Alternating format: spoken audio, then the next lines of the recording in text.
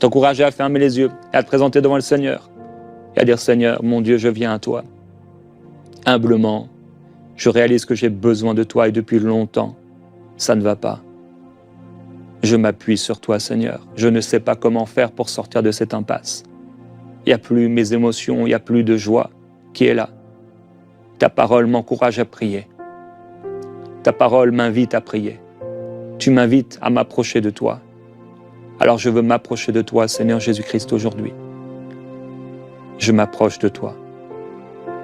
Pardonne-moi, Seigneur, si j'ai péché. Pardonne-moi si j'ai ouvert des portes à l'ennemi.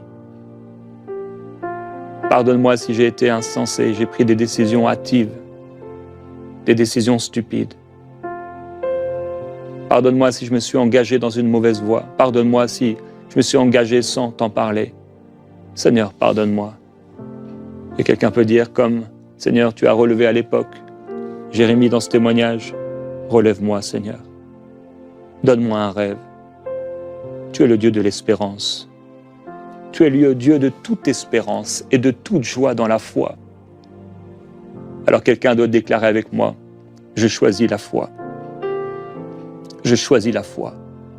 Je choisis de mettre mon espérance en Dieu. Je choisis de faire confiance à Dieu. Je choisis la foi et je choisis la joie. Je refuse que ma joie soit volée par l'ennemi maintenant. Et alors que je m'humilie devant le Seigneur, je sais que tu as le meilleur pour moi. Tu as le meilleur pour moi. Seigneur, je m'humilie. Quelqu'un doit se mettre à genoux là où il est. Comme un geste d'humilité. Seigneur, je m'humilie à tes pieds. Je me donne, je m'offre à toi. Tu l'as déjà fait dans les derniers jours, mais Dieu encore t'appelle à t'abandonner, encore. Je m'abandonne à toi, Seigneur. Je me confie en toi. Toi seul peux changer mes émotions. Toi seul peux changer la tristesse de mon âme en joie. Toi seul peux enlever ce manteau de tristesse et de dépression. Il ne vient pas de toi. Même dans le désert, tu veux que ma joie soit complète. Amen. Père, je prie pour mes frères et mes sœurs qui passent par le désert. Ils passent par ce désert affreux et terrible. Mais au milieu de ces déserts, je prie qu'ils te rencontrent. Et je te demande, s'il te plaît, Seigneur, qu'au milieu de ce désert, que ce désert ne soit pas pour eux un sujet, une occasion de chute, mais qu'au milieu de ce désert, ils aient le cœur pour toi, un cœur pour toi, qu'au milieu de cette situation difficile, ils puissent aller chercher l'eau véritable, non pas se creuser des citernes crevassées qui ne retiennent pas l'eau, mais aller puiser dans ta présence, aller puiser en toi l'eau de la vie que toi seul peux donner et qui jaillira dans leur cœur jusque dans la vie éternelle. Je prie pour quelqu'un, Père, qui est régulièrement comme avec un nuage sombre sur sa tête. C'est une oppression, c'est l'ennemi qui fait cela. C'est une œuvre de l'ennemi, ce n'est pas les circonstances autour, mais c'est une œuvre d'oppression de l'ennemi. Car en réalité, les circonstances ne pourraient pas changer, elles pourraient être toutefois remplies de joie et d'espérance. Tes serviteurs, Paul et Silas, étaient dans la prison enchaînés, maltraités, le sang coulant sur eux. Mais ils ont loué ton nom. Ils ont glorifié ton nom. Et au milieu de la prison, tu as entendu, non seulement tu as entendu, mais tous les prisonniers ont entendu leur folle louange, leur louange insensée pour l'homme. Parce que quand on va mal, on ne chante pas, mais quand on est dans ton royaume, Seigneur, on peut chanter, on peut louer, on peut t'adorer au milieu même de la tempête. Nous refusons de douter, nous refusons de dire « Oh Seigneur, comme les disciples, tu ne vois pas que nous sommes en train de mourir ?» Mais nous voulons te dire, Seigneur, nous t'adorons.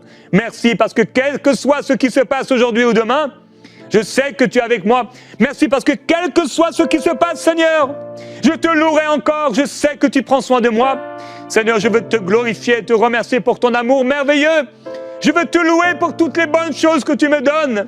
Et Seigneur, je prie aujourd'hui, permets à ton peuple, permets à chacun aussi de comprendre ce que leur âme aime. Ce qui va créer en eux les dispositions qui vont les aider à pouvoir se donner. Parfois, pour quelqu'un, c'est un repas. Ce repas ouvre quelque chose dans son cœur. Toi seul, tu connais les chemins, Seigneur Jésus-Christ, qui vont disposer notre âme.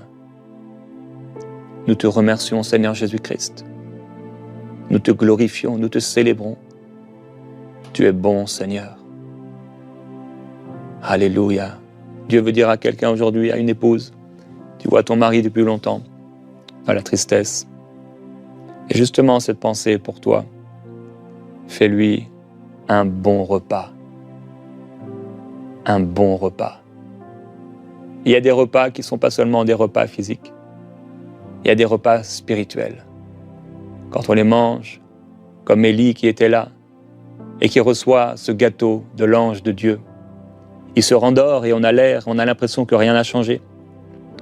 Il se relève et il y a encore à nouveau un gâteau et de l'eau.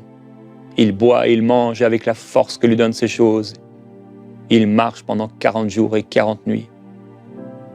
Alors que le Seigneur t'inspire aussi, toi qui connais quelqu'un qui souffre. Par tes prières, le Seigneur peut relever cette personne. Par tes actions et par tes œuvres et par l'inspiration du Saint-Esprit que Dieu te donne, Dieu peut relever cette personne. Qu'il en soit ainsi pour toi. Sois inspiré par l'Esprit qui vient en toi. Tu seras inspiré, tu feras cette chose et ce ne sera pas seulement du physique, ce ne sera pas seulement de la nourriture, mais ce sera profondément spirituel et Dieu utilisera cela pour glorifier son nom. Et cette nourriture lui apportera une vie nouvelle à cause de tes prières. Sans parole, une femme peut amener son mari au Seigneur. Sans parole, on peut faire de grandes choses avec Dieu. Que le Seigneur vous bénisse.